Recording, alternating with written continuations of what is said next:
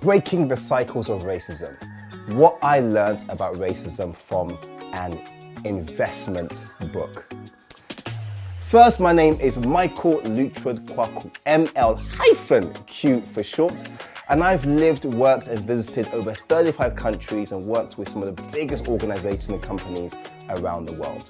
And I want to make sure that you avoid the mistakes I made, especially as you start your careers. Listen, I have a confession to make. I did a bad thing. Now, it was only when I read a very unlikely book called Secrets of the Millionaire Mind that I figured out why I did it. And I want you to learn T. Harv Eker's model, who's the author of the book, to help you make the right choices and avoid making the wrong subconscious choice. In my early 20s, my mum ran an African Caribbean food shop, and it was a busy Saturday and I was helping to serve. There was a long queue. I'm like, ooh, we're in the money today. The ladies of African and Caribbean descent were there with their little trolleys and their yams or plantains, ready to pay. Now, next to be served, there were two black women. And just when I was about to serve them, I noticed at the corner of my eye, one of our regular customers, who was a white Polish man, joined the queue. I instinctively, skipped over the two black ladies and I went to serve the white man. One of the ladies shouted out, Excuse me, I was here first. You shouldn't be serving a white man before me. I was here first, there's a queue here. I had just been called out. And here I was, a man that was inspired by Pan-Africanism, doing something which is really wrong. I was super embarrassed and it bothered me because I couldn't figure out, why did I do that? Years later, I picked up this book, Secrets of the Millionaire Mind, Mastering the Inner Game of Wealth. And as I was reading it, you can see all the tabs. As I was reading it, he explains a system. That system is about the power of manifestation and how thoughts lead to feelings, feelings lead to actions, and actions lead to results. And it brought me back when I read this model to that moment, why it happened. So I thought, let me use this model to analyze that whole trauma that I still, feel bad about. So let's look at the thoughts. Thoughts were, for me, that white people, particularly men, are superior. They have a high status in society. 2 was that we have to show white people that black people are, good, efficient, kind, and of course have great customer service. And then 3rd, that of course in this scenario, black people will understand this sacrifice. So how did this make me feel? I felt inferior, I felt obligated, I felt unworthy, so I overcompensated. And that led to my actions where I actually served him first. The result was that I had disrespected black women, elder black women, and I had contributed to the idea that white people are superior when it goes against the core of who I aspire to be. So what was the programming that influenced my thoughts? Religion. I was raised in the church. And you'd be surprised about how many black people, aunties and uncles would say this behind closed doors. They would never admit it, but they will say, black people are cursed. This is why black people are in the position that they're in. And of course, when you walk into church and you see, white Jesus, and you think, Jesus, he's the way, the truth, and the light.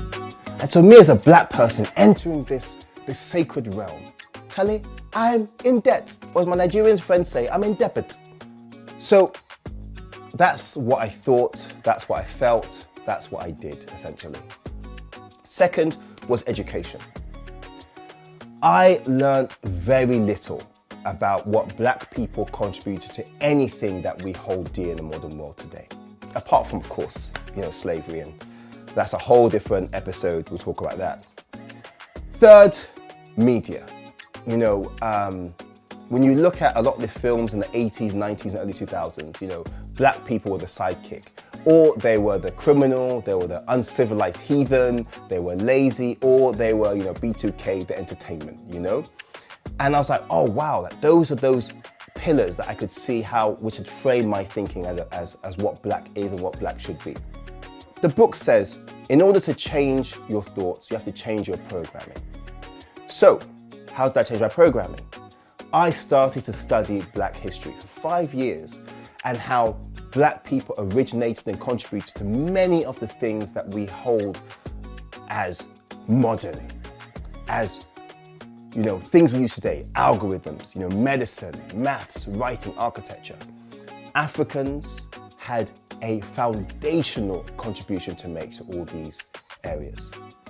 So I knew what is going to esteem black people versus what is going to denigrate them had to be pulled apart. I really had to examine those things. And this impacted my feelings for myself. When I did this work, I felt so proud to be black because I was like, wow. When I walk into a room, I know that black people were the foundation of that subject, of the industry. And I felt responsible to contribute to the education of my fellow, black professionals, and also uplift them so they can realize their full potential. This led and impacted my actions. I started an organization called A Tribe Called Progress, which trained about 1,000 people in black history and black progress. I give and still give 5% of my salary every month to supporting black individuals or black organizations that are doing the work. And I started to challenge and educate people about what they said at the workplace. Like, for example, I've been in many workplaces where they'll say, oh, Africa is a basket case, and they'll say, why can't white people say the N-word? Someone said to me, this was weird, someone said to me that Europe should recolonialize Africa because actually they would have looked after it better. And I was working in sort of the Africa not-for-profit space at the time.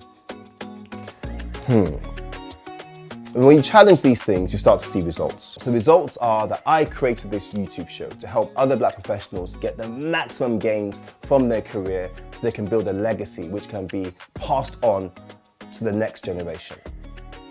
I also work with some of the world's largest firms on curating black history and their diversity events. And I have trained over 1,000 black professionals on black history and black success with actually one of Akala's teachers, the black history man himself, Mr. Robin Walker. Now, to summarize, when you look at the whole system, this book about millionaire thinking, wealth and money taught me 2 things about race that I never expected. The first is, if I know better, we can do better. 2 is, we have one job to do, which is to break generational cycles that keep black people stuck decade after decade, century after century. This book taught me so much.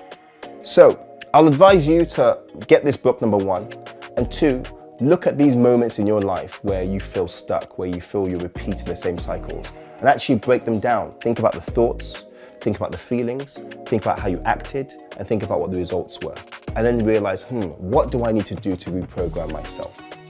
Of course, don't forget to that subscribe button and share this video like you used to share Netflix passwords. And of course, mama. Like the button as well, please. Just hit that like button. Please do check out this one, where I talk about black identity and the journey that black people go through, essentially from small b black to capital majuscule black, or quasi to quasi. And all that's left for me to say is that we progress together, and of course, as my aunties would say, bye-bye. Bye-bye. Bye-bye. Bye-bye.